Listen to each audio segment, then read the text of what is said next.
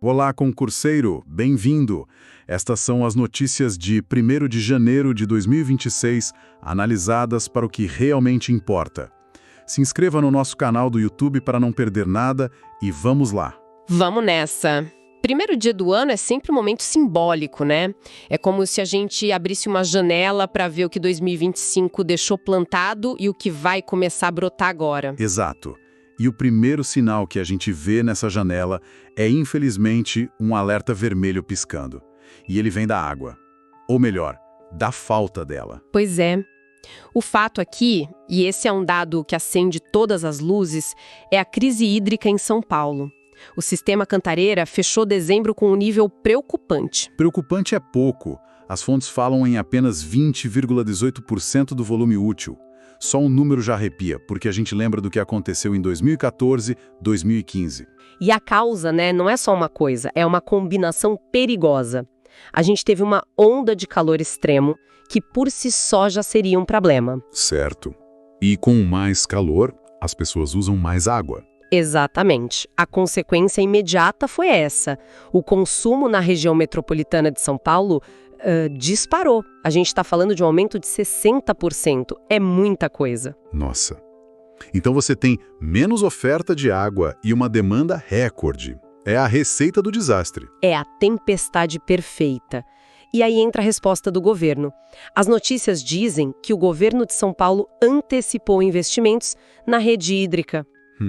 Mas isso me soa como, sabe, tentar secar o chão com o cano ainda vazando.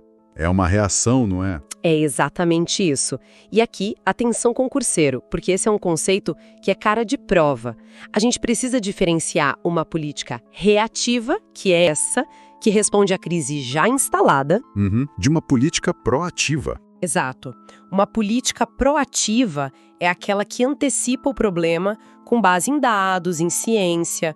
Ela tenta evitar que a crise aconteça.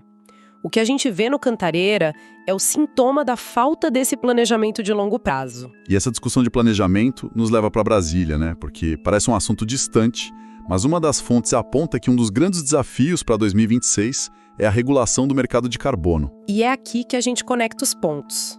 Explica pra gente, o que é esse tal de mercado de carbono e como, sei lá, uma lei em Brasília pode encher o reservatório em São Paulo? Vamos lá. O conceito é usar a economia a favor do clima. De forma bem simples, o mercado de carbono cria um sistema onde poluir custa dinheiro e não poluir, ou melhor, capturar a poluição, gera um ativo, um crédito. Um incentivo financeiro para ser mais limpo, então? Perfeito. Agora, a conexão com Cantareira é indireta, mas é fundamental. Quando você cria um sistema que valoriza, por exemplo, a floresta amazônica em pé... Porque ela captura carbono. Isso.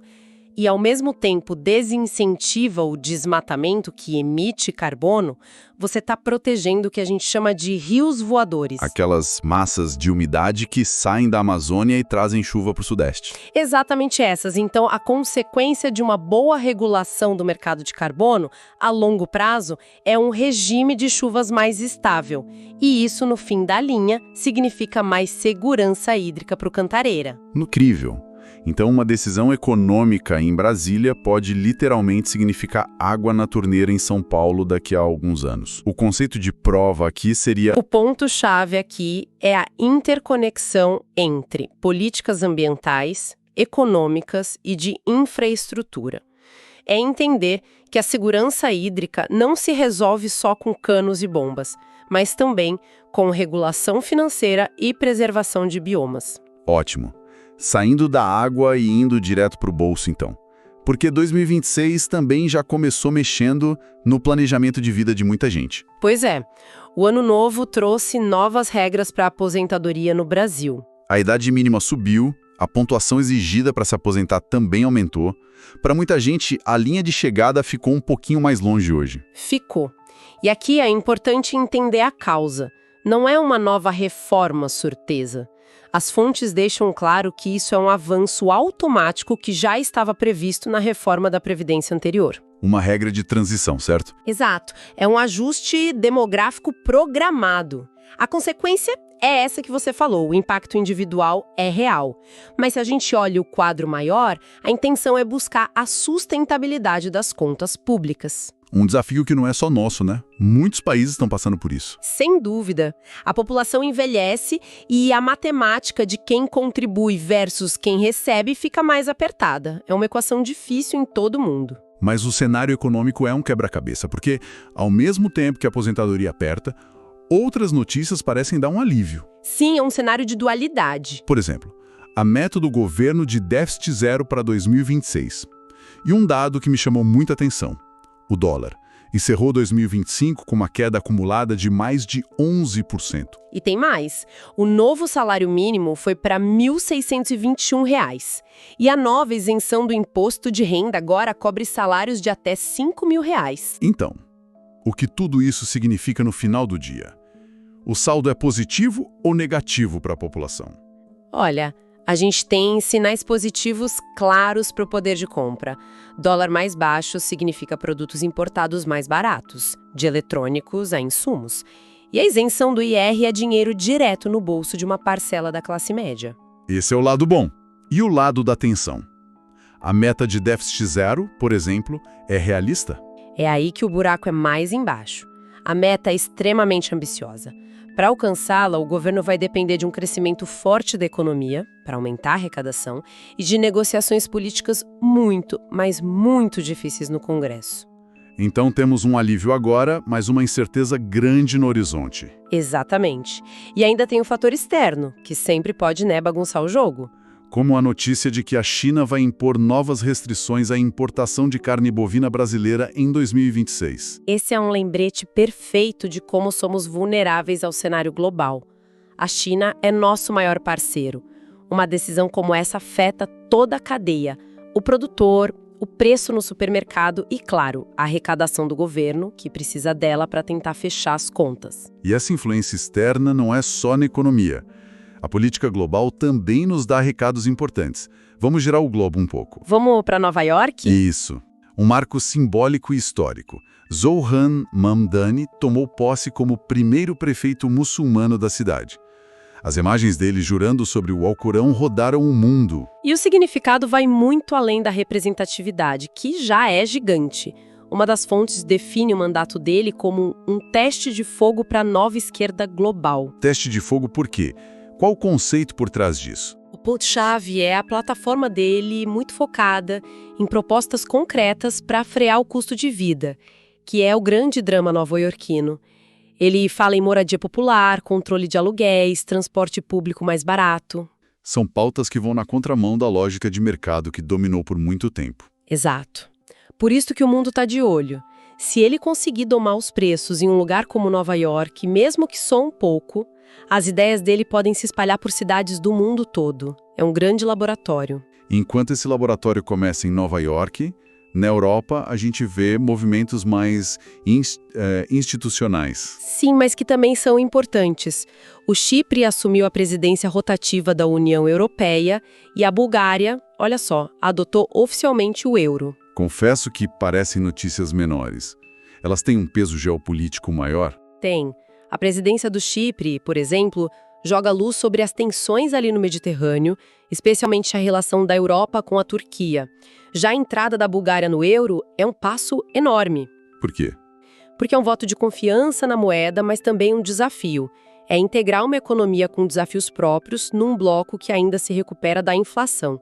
Para a Bulgária, é se ancorar de vez no Ocidente, mas também é abrir mão da soberania monetária. É um passo sem volta. Entendi. Agora, vamos trazer o foco de volta para o Brasil, para mudanças que impactam diretamente a vida das pessoas aqui. Na saúde, tivemos uma notícia de peso. O contrato do Ministério da Saúde com a Rede Sara. Isso, uma renovação de 7,5 bilhões de reais. É muito dinheiro. É muito dinheiro. E o interessante aqui é observar as diferentes formas que o Estado atua na saúde. E as notícias de hoje nos dão um panorama completo disso. Como assim? Olha só, com a Rede Sara, o Estado atua como um provedor direto, financiando um serviço de excelência. É o Estado botando a mão na massa, sabe? Certo. E qual seria a outra forma? A nova lei que entrou em vigor e reconhece a fibromialgia como deficiência. Aqui, o Estado não está construindo um hospital. Ele está atuando como legislador e garantidor de direitos. Isso muda a vida das pessoas no acesso a benefícios e políticas públicas. Provedor e garantidor. Faz sentido. E teve uma terceira notícia de saúde. A das canetas emagrecedoras. Isso, o governo quer acelerar o registro desses medicamentos para baixar os preços. E aí a gente tem a terceira via de atuação, o Estado como regulador do mercado. A ideia é aumentar a concorrência para ampliar o acesso da população. Então veja que tripé interessante: provedor, garantidor e regulador. Isso é cara de prova de políticas públicas. Um ótimo jeito de organizar as ideias. E essa expansão de direitos que você mencionou não ficou só na saúde, né? Não mesmo. Outra lei importante que entrou em vigor hoje endurece as punições para crimes sexuais. E no Rio Grande do Sul, as fontes destacam as falas do governador Eduardo Leite sobre políticas para a população LGBT e o combate ao estigma. Pois é, e ao conectar esses pontos todos, a lei da fibromialgia, a lei contra crimes sexuais, as políticas de inclusão, o que a gente vê? Um retrato de um debate social, eu diria. Um debate social contínuo e em evolução. Todas essas são respostas, ainda que às vezes lentas, a demandas que vêm da sociedade por mais segurança, por reconhecimento, por direitos. E isso nos leva a uma questão importante. Que é? Sobre como as leis e as políticas públicas evoluem para responder esses anseios. Cada uma dessas leis que entra em vigor no primeiro dia do ano é o ponto final de uma longa jornada de movimentos sociais, de debates, e sinaliza uma mudança no nosso pacto social. Resumindo o nosso papo de hoje, então. A gente começa 2026 com uma emergência ambiental batendo a porta, o que nos obriga a pensar no futuro. Ao mesmo tempo, a gente lida com ajustes econômicos importantes que mexem com o bolso de todo mundo. Sim. O presente e o futuro da Previdência. Lá fora, marcos políticos que podem ditar tendências. E aqui dentro, essa evolução constante das leis sociais, tocando na saúde, na segurança, nos direitos. É um 1º de janeiro bem intenso. Extremamente. E olhando para todo esse conjunto, sabe, uma ideia central fica martelando.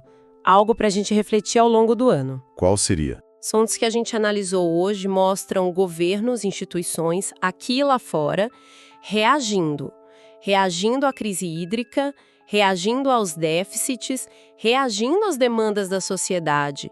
A grande questão que 2026 nos coloca é: onde termina essa reação, que é necessária, e onde começa uma visão de futuro que seja de fato transformadora?